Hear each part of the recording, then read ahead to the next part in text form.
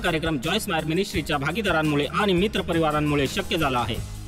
तुम्हाला स्वतःची कीव करायची गरज नाहीये. देवाला तुमचा अभिमान आहे, तो तुमच्यावर खुश आहे. तुम्ही आता जिथं आहात ती स्थिती तुमच्या आधीच्या स्थितीपेक्षा उत्तम आहे. तुम्ही मध्ये कुठेतरी आहात, तुम्ही योग्य अशा मार्गावर आहात.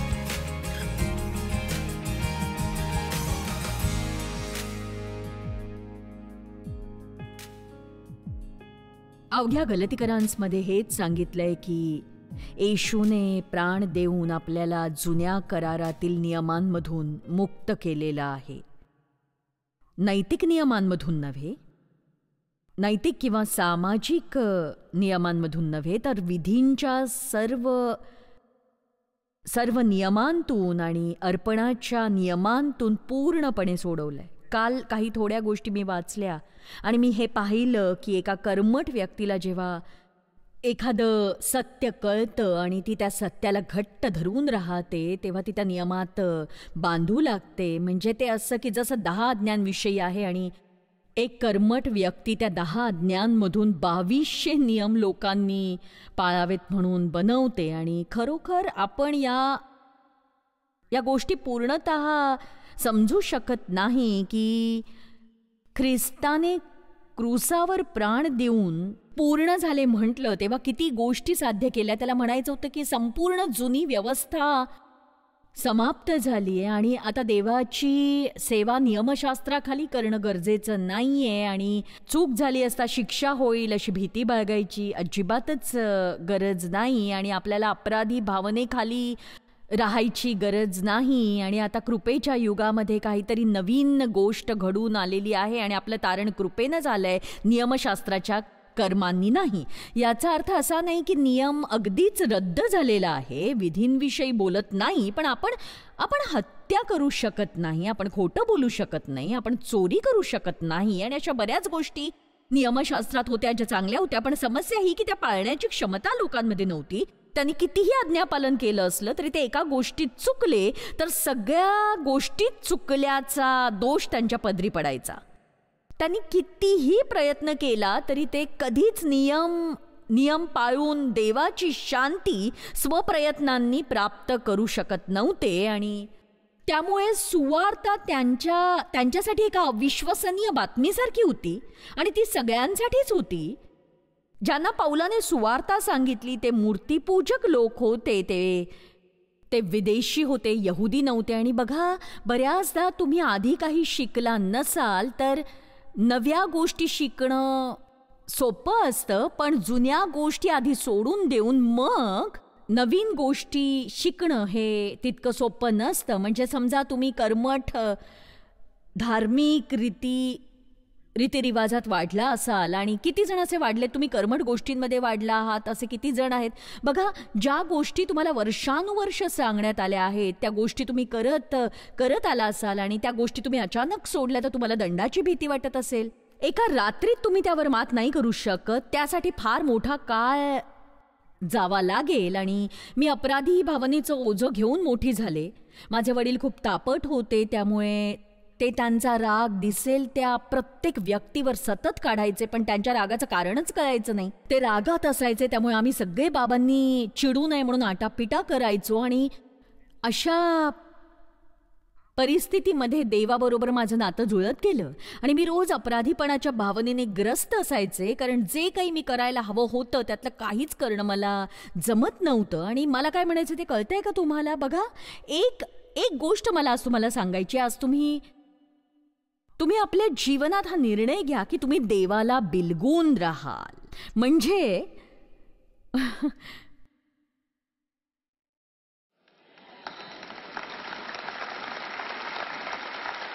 तुम्ही जेव्हा देवाबरोबर वेळ घालवता ना तेव्हा विशेषतः तुम्ही स्त्रियांनो हे अधिक चांगल्या प्रकारे समजून घेऊ शकाल की तुम्ही आरामदायक जीवन जगत आपल्या आराम खुर्चीत बसून असता मस्त, पण तेव्हाही तुम्ही देवाला बिलगू शकता, पण कर्मठ आणि शिष्ट होऊन नियम आणि सूचनांचं पालन करत राहू नये.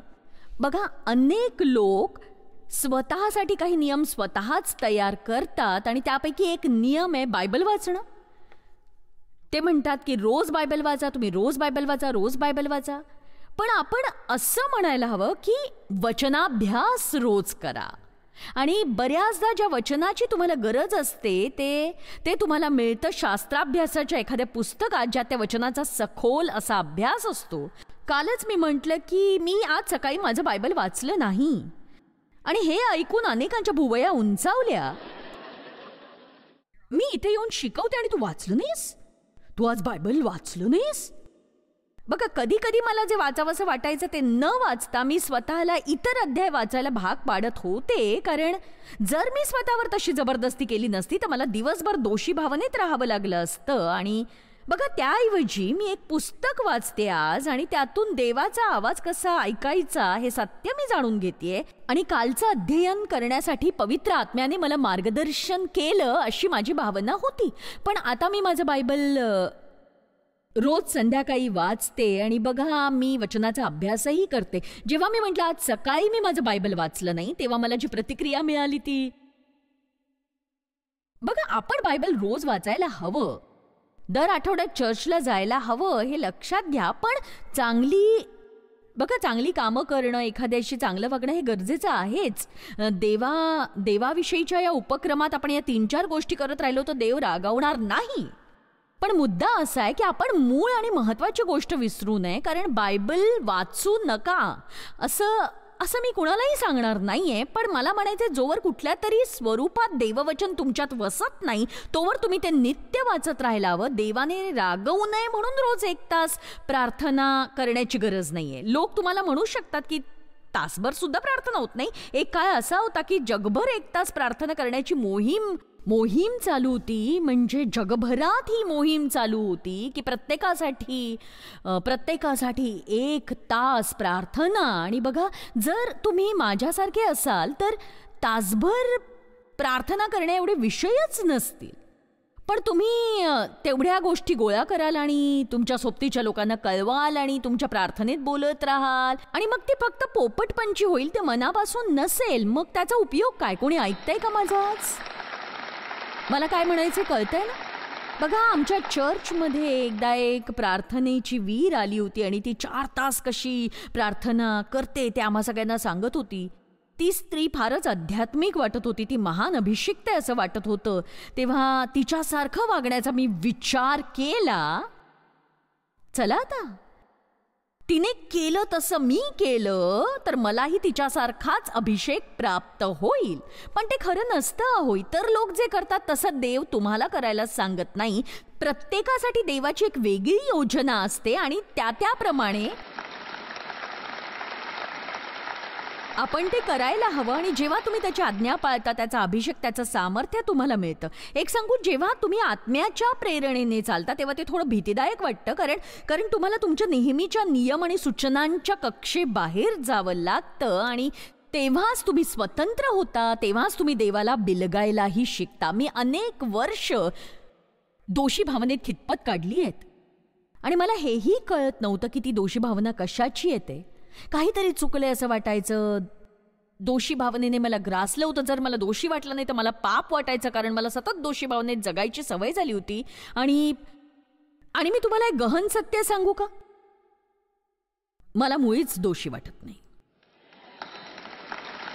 बघा, बायबल न वाचण्यापेक्षा हे वाईट आहे असं वाटतंय तुम्हाला? काय? तुम्हाला दोषी भावनाच नाही? हो, ते खरं आहे. का सांगू? कारण देवाने शिकवलेलं सत्य समजायला मला वेळ लागला, पण मी हे शिकले की हा फक्त वेळेचा अपव्यय आहे आणि आपल्या सगळ्या दोषी भावना प्रभू येशूने आपल्या पापांसाठी मोजलेल्या किमतीला व्यर्थ ठरवतात. आहो, बघा, देव तुम्हाला टोचणी देतो पश्चातापासाठी आणि तुम्ही तो करता आणि तेही लगेच. आणि मग तुम्हाला फक्त वाईट वाटत नाही तर तुम्ही पुन्हा पाप न करण्याचा निश्चय करता. हे तुम्हाला जाणवतं की तुम्ही स्वतःहून यशस्वी होणार नाही आहात, म्हणून देवाला खात्री देऊ नका की तुम्ही पुन्हा असं करणार नाही. हे प्रभू तुम्हाला पापांची क्षमा कर, मी पुन्हा ते करणार नाही. हो, तुम्ही खात्रीने कराल आणि तुम्ही खरंच पुन्हा पापाकडे वळू नये. म्हणून असं म्हणा की प्रभू, तुम्हाला कृपा पुरवलीस तरच हे शक्य आहे, कारण मी स्वतःच्या बळावर हे करू शकणार नाही. त्यामुळे मला तुझं सामर्थ्य दे. आमेन. तर पौल आत्म्याच्या प्रेरणेने परराष्ट्रीयांना हे शिकवू पाहत होता की सगळं काही विश्वासाने मिळालंय आणि नियमशास्त्राद्वारे नव्हे तर कृपेने त्यांचं तारण झालंय. देवाकडून आपल्याला सगळं कृपेने विश्वासाच्या द्वारे मिळतं. सर्व उत्तम गोष्टी या कृपेने मिळतात, पण तुम्ही जर अविश्वास दाखवला तर काहीच मिळणं शक्य नाही. येशूने आपल्यासाठी आणखी काही करण्याची गरज नाहीये. त्याने आधीच सगळं काही केलेलं आहे. आता आपण त्याने पूर्ण केलेल्या कार्यावर विश्वास ठेवून पवित्र आत्म्याच्या मार्गदर्शनानुसार सगळं काही मिळवायचंय आणि देवाची आज्ञा पाळण्यात तत्पर राहायचंय. आपण आता नियमशास्त्राधीन नसल्याने देवाची आज्ञा पाळण्याची गरज नाही असं मुळीच नाही. उलट त्याने आपल्याला सामर्थ्याचा आत्मा दिलेला आहे. मी तुम्हाला एक गोष्ट सांगते आणि ही गोष्ट मला अगदी लवकर सापडायला हवी, पण नाही होते तसं. तुम्हाला आणखी थोडं थांबावं लागेल.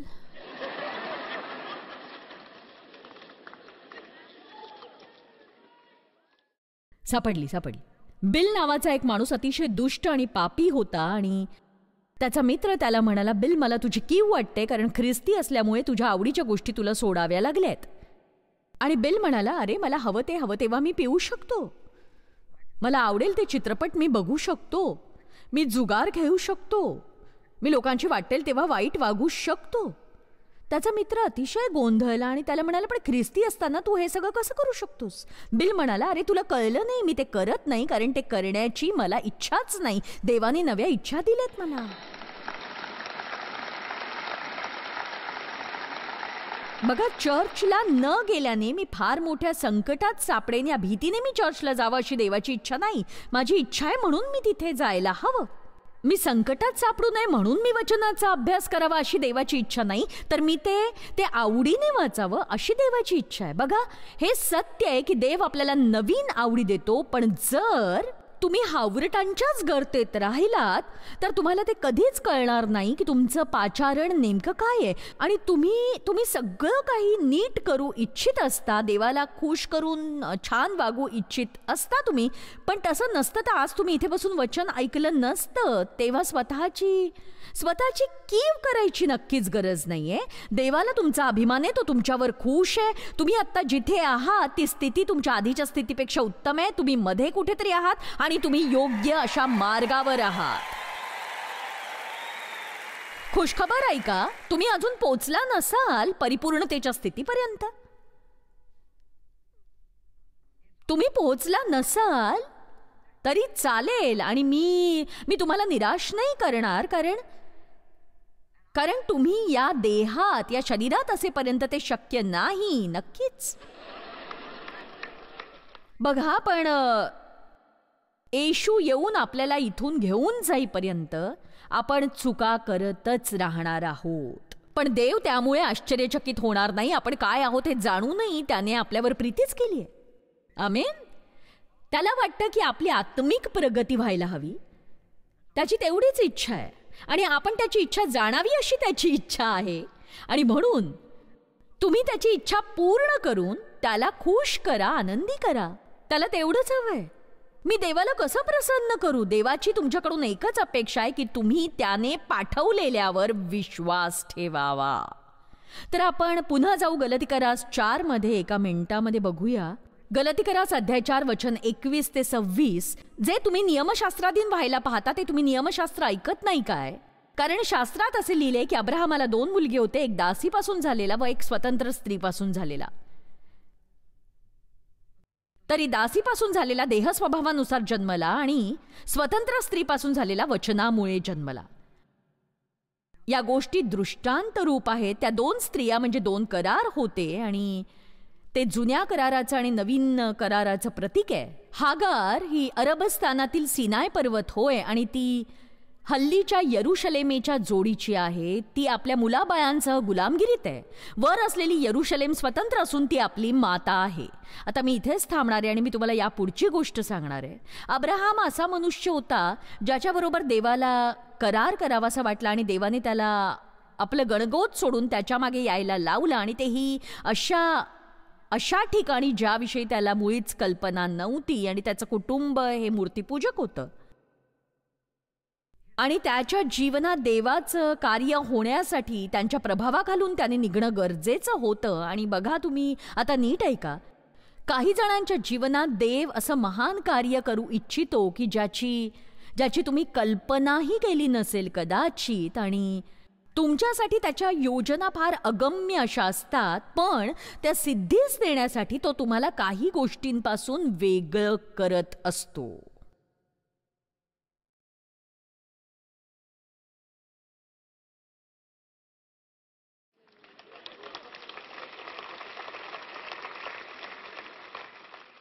मला माझं चर्च सोडावं लागलं होतं. मी देवाविषयी जरा आवेश दाखवता क्षणी ते म्हणाले की गप्पा बस, नाही तर निघून जा. आणि गप्पा बसणं मला मान्य नव्हतं. पण एक सांगू का, त्यांनी जे काही केलं ती माझ्यासाठी मोठी कृपा होती. मी माझ्या तथाकथित ख्रिस्ती मैत्रिणी गमावल्या, कारण त्यावेळी त्यांना मी वेडी वाटले होते. आणि स्त्रिया बायबल शिकवत नव्हत्या त्या काळात, संदेश देत नव्हत्या. आणि इथे मला देवापासून हे पाचारण झालं होतं की मी जगभरात जाऊन सुवार्तेची घोषणा करावी. आणि लोकांना असं वाटलं की ही वेडी झाली आहे बाई. पण मला इथे खात्री होती, जी मी नाकारू शकले नाही.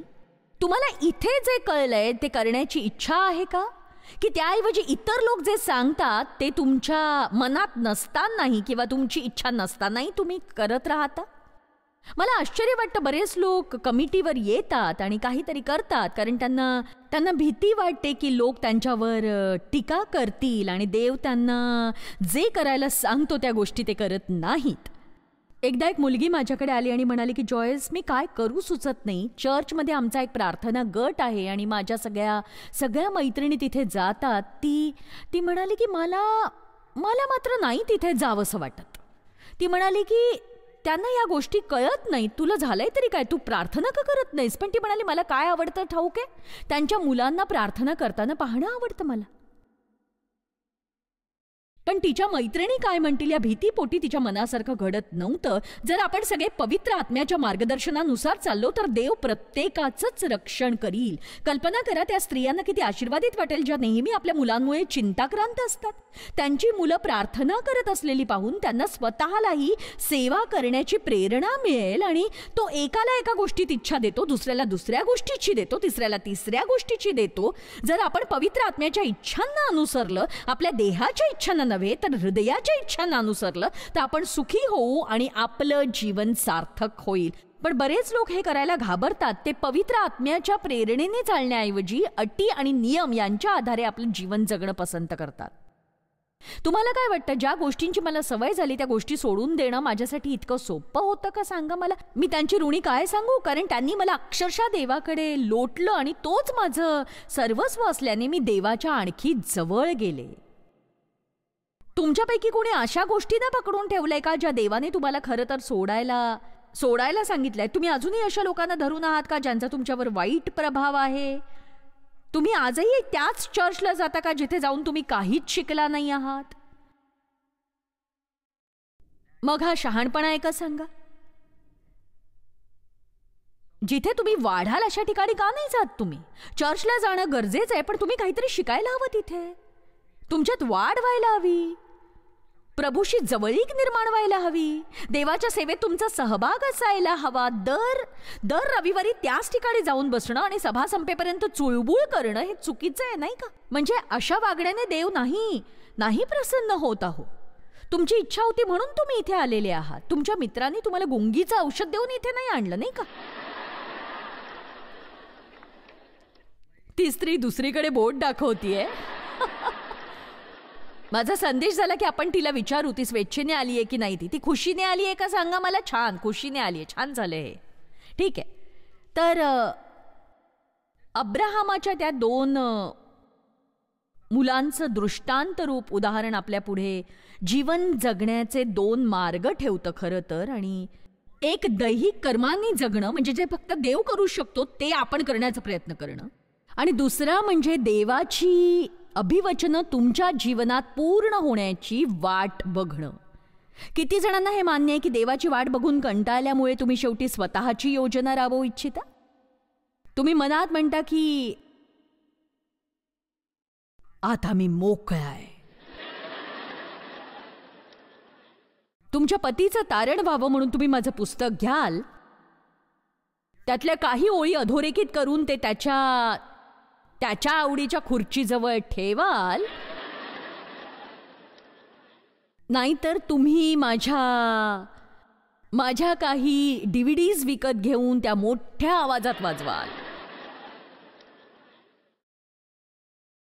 बघा, 40 वर्षांपूर्वी मी माझी नोकरी सोडली कारण मला शास्त्राभ्यासासाठी वेळ हवा होता आणि सेवा कार्याची सुरुवात कशी करू ते कळत नव्हतं. बायबल कसं शिकवायचं मला बायबल ठाऊकही नव्हतं आणि अभ्यास हा गरजेचा होता. मला वाचन आणि अभ्यास करायचा होता आणि पूर्ण वेळ नोकरी करून हे करणं शक्य नव्हतं आणि म्हणून मी माझी नोकरी सोडण्याचा निर्णय घेतला, ज्याचा अर्थ होता की दर महिन्याला बिल भरताना पैसे कमी पडण्याची तयारी ठेवणं. माझ्या मनाची इतकी घालमेल झाली होती काय सांगू. म्हणजे बघा, एखाद्या गोष्टीची तुम्हाला भीती वाटते म्हणून ती तुमच्यापासून टळून जात नसते. म्हणजे भीती वाटली तरी देवाची तुमच्यासाठी काय योजना आहे हे जाणून घेतलं पाहिजे. तर मला आजही आठवतं की मी माझ्या घराच्या व्हरांड्यात फिरत होते आणि मी या विचाराने चिंतित होते की घर चालवायला पैसे कुठून येतील. माझे गुडघे लटपटत होते आणि देवाने म्हटलं, तुझ्यापुढे 2 मार्ग आहेत. एकतर तू दिवस रात्र चिंता करून आपलं डोकं झोडून घेऊ शकतेस, नाहीतर माझ्यावर विसंबून राहून रोज रोज तू चमत्कार पाहू शकतेस. मी असं म्हटलं की मी तुझ्यावर विसंबून राहीन आणि त्या दिवसांमध्ये देवाने माझ्यासाठी ज्या लहान मोठ्या गोष्टी केल्या, ज्यामुळे मी देवाच्या जवळ गेले, त्या सगळ्या सांगायला वेळही कमी पडेल. आणि एक सांगू का, मला हे ठाऊक आहे की देवाने तुम्हाला जे करायला सांगितलंय ते तुम्ही केलं तर तो तुमची काळजी घेईल, तो तुमची कोणतीच बेलं थकू देणार नाही आणि तो सगळं काही नीट करील. आमेन. तर देवाने अब्राहमाला सांगितलं की त्याचा स्वतःचा मुलगा त्याला होईल. अब्राहमालाही त्याचं मूल हवं होतं आणि एक समस्या होती, तो 100 वर्षांचा होता, सारा 90 वर्षांची होती. जो करार देवाने अब्राहमाशी केला होता तो झाल्यावर देवाने अब्राहमाला सांगितलं की त्याच्या घरातल्या 8 दिवसांपासूनच्या सगळ्या मुलांची सुनता व्हायला हवी. बघा, सुनता म्हणजे अग्रत्वचा कापून टाकणं होय. शरीरातील अवयवाचा मांसल भाग कापून टाकणं, जो महत्वाचा नसतो आणि पुष्कळदा तो त्रासदायकही होतो आणि आजही तसं केलं जातं, कारण मुलांच्या आरोग्यासाठी ते करणं हिताचं असतं. पण ते त्यांच्यासाठी त्यांनी देवाबरोबर केलेल्या कराराचं चिन्ह होतं आणि पुढे तेच सगळं काही होऊन बसलं. बघा, पौलाने याविषयी पुढे शिकवलंय की ख्रिस्ताच्या येण्याने आता सुनतेचा करार रद्दबातल ठरला, आता त्याची गरज नाहीये. पण यहुदी लोक वारंवार त्यांना हेच सांगत होते की बघा, तुम्ही विश्वासाने ख्रिस्ताला स्वीकारले ते ठीक आहे, पण तरीही तुमची सुनता होणं आवश्यक आहे. बघा, सैतान नेहमीच आपल्याला हे सांगतो की येशू पुरेसा नाहीये आणि आपण त्यात थोडी भर घालायला हवी. मी तुम्हाला एक सांगू का, येशूला तुमच्या चांगल्या कर्मांची गरज नाहीये, फक्त येशूच पुरेसा आहे. आणि जी सत्कर्म आपण देवावरील प्रीतिस्ताव करत असतो, देवाची प्रीती मिळवायला म्हणून नव्हे. आमेन. आज तुम्ही इथे आहात कारण तुम्ही येशूच्या प्रेमात आहात, तुम्ही त्याच्या ओळखीच्या ज्ञानात वाढू इच्छिता, म्हणजे तुम्ही वाढून त्याच्या मनासारखी व्यक्ती बनू शकाल. आशा करते की तुम्ही इथे फक्त यायचं म्हणून आला नाहीत किंवा दर रविवारी तुम्हाला चर्चला जावंसं वाटतं म्हणून तुम्ही जात असाल आणि बायबल वाचायची लहर येते म्हणून तुम्ही ते वाचता. तर बघा, करावं लागतं म्हणून करू नका, तर देवावरील प्रीतिस्तव ते करा. आमेन. देव तुमच्यावर विना अट प्रीती करतो आणि तो तुमचं हित पाहतो. तुम्ही त्याला अनुसरलं तर तुम्ही कधीही हरवणार नाही.